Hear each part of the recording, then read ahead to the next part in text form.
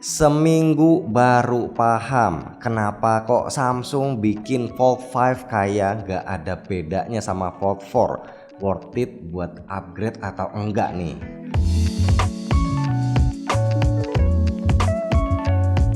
Bismillah, alhamdulillah kita ketemu lagi bareng gua Romi. Yes, gua baru bener-bener paham dan bisa ngerasain perbedaan antara Fold 5 dan Fold 4 setelah pakai selama 1 minggu.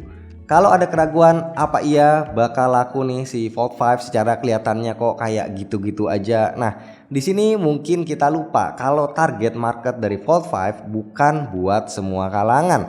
Target marketnya spesifik adalah orang-orang di kasta yang tertinggi, orang-orang yang kalau beli HP bukan karena butuh ini itu, tapi sesederhana karena mereka memang pengen aja beli HP-nya buat nikmatin pengalaman foldable phone terbaik. Sama lah kayak orang-orang yang beli Air Jordan atau tas Gucci, ya beli karena pengen aja dan ada duitnya. Dan hebatnya lagi, orang-orang seperti ini tuh bisa yakin beli tanpa perlu ngelihat review lebih dulu. Mereka nggak terlalu peduli spek dan sebagainya. Yang penting selama brandnya terkenal, kualitas produknya udah cukup teruji, ya udah langsung beli.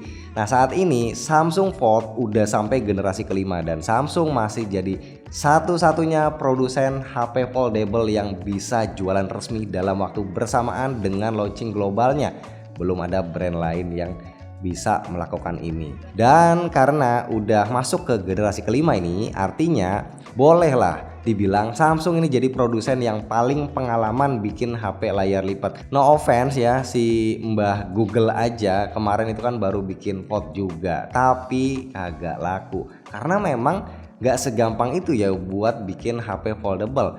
Pada akhirnya kalau kita bicara kualitas dan durabilitas, Fold 5 adalah yang terbaik ya buat saat ini. Frame armor aluminium, engselnya juga udah bener-bener rapet, seret dan fleksibel juga. Angle buka tutupnya ini ya kayak paling mendekati laptop lah. Sementara brand lain ada yang engselnya itu oglak-oglek, ada juga yang cuma bisa dibuka di sudut tertentu aja, nggak sefleksibel ini. Tapi kalau buat gua pribadi, memang PR Samsung ini masih ada, yaitu gimana caranya buat meminimalisir tekukan layar di tengah. Walaupun pada kenyataannya kalau jadi daily user Fold kayak gua, sebenarnya tekukannya ini nggak terlalu ganggu-ganggu amat sih. Dan jangan lupa juga ya, Fold 5 dia masih punya IPX8 tahan air up to 1,5 meter selama 30 menit. Nah, percaya nggak percaya, walaupun secara angka cuma nyusut tipis, tapi secara experience kita bakal bisa ngerasain kalau Fold 5 lebih tipis dan lebih enteng dari Fold 4. Ini beneran berasa, khususnya kalau pakai casing yang tipis-tipis aja. Emang sekompak apa sih Fold 5? Nih, kalau kita bandingin sebelahan sama handphone flagship premium yang candy bar kebanyakan, bisa lihat sendiri kan kalau Fold 5 ini jauh lebih compact. Bahkan kesannya jadi kayak HP yang mungil gitu nggak sih ya. Terus juga sekarang casing S Pen-nya udah jauh lebih manusiawi, udah tipis, nggak ngejendol lagi, jauh lebih nyaman dipakainya. Selain tentunya masih banyak opsi case lain di marketplace, ya inilah benefit pakai HP dari brand yang terkenal. Next, kalau kita bicara soal spek, chipsetnya sekarang kan udah pakai Snapdragon 8 Gen 2 for Galaxy. Harus gue akuin ini bukan yang tercepat di kelasnya, skor benchmarknya masih ada yang lebih tinggi. Tapi kalau soal stabil, nah ini stabil plus relatif adem. By the way, cooling vapor chambernya sekarang udah naik 38%. Untuk opsi RAM dan storage masih sama di 12256, 12512 dan 121 TB.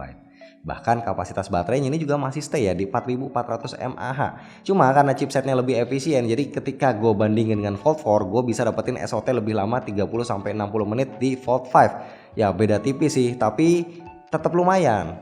Secara kan kita dapat performa yang lebih kencang dan sekarang brightness layarnya juga naiknya nggak tanggung-tanggung dari 1300 jadi 1750 nits.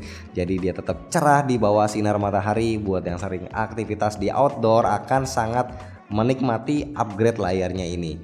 Terakhir soal kamera, sejujurnya gua berharap Samsung mau berbaik hati ngasih lensa periskop gitu. Tapi apa daya, setupnya masih sama kayak Fold 4. Untungnya peningkatan kualitasnya masih bisa terasa. Kualitas kamera Fold 5 sekarang bolehlah dibilang hampir mendekati S23 series dari dynamic range, dari detailnya, dan juga dari warnanya. Tapi sekali lagi tetap ya, kalau soal kamera memang kasta S23 series tentu masih yang tertinggi untuk saat ini.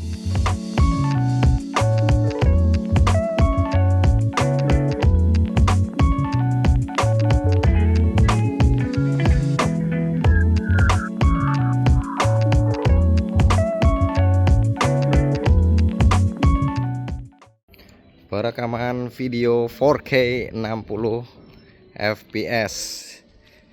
Gue sih kalau ngerekam pakai flagshipnya Samsung sebenarnya pede ya, karena yang udah kualitasnya itu loh keren, smooth, stabil.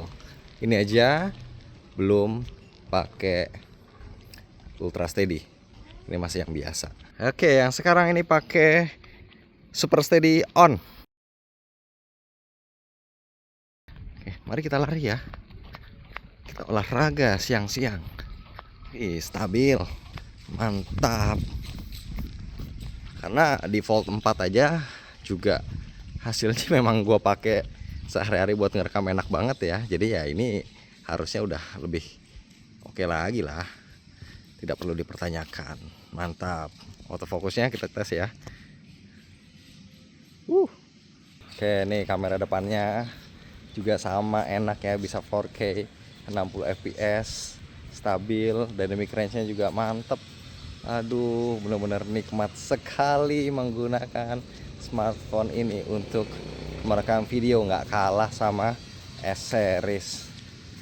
Oke, jadi dengan fakta-fakta barusan nggak heran kalau Fold 5 yang sekilas ini masih kayak terlihat mirip Fold 4, ternyata angka pre-ordernya bisa tinggi. Kemarin aja yang edisi spesial sejauh mata memandang ya, gue pantau yang Fold 5 ini habis duluan dalam waktu 1 hari.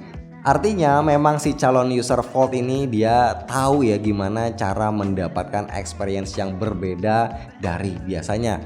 Dan sekali lagi mereka sebenarnya nggak akan terlalu aware soal spek dan lain-lain, yang penting bisa pakai seri terbaru setiap tahun.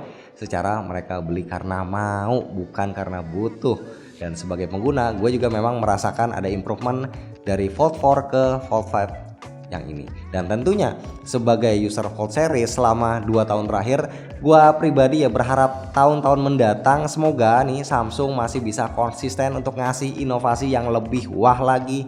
Jangan terlena dengan posisi leading sekarang, biar persaingan smartphone foldable ke depannya makin gila lagi.